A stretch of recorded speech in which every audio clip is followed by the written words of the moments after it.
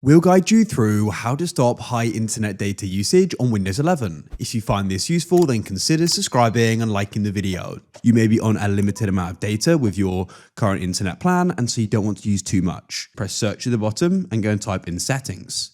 Go to the left and press network and internet. Select Wi-Fi or Ethernet depending upon which connection you use. I use Ethernet. You're able to scroll down and find metered connection, and you can go and switch this on, and then this will go and reduce data usage for apps. You can also go and set a data limit as well to control data usage. You can click here. You can go down here and go and see apps which use a lot of data as well. So you could go and install these if you want, or you can keep them. And what you can then do is go and choose the limit. So press enter limit, and you can go and choose the time frame. And then what you can do is go and enter the amount by megabytes or gigabytes. Press save. If you're wondering what takes up a lot now, you can press search at the bottom and open up Task Manager.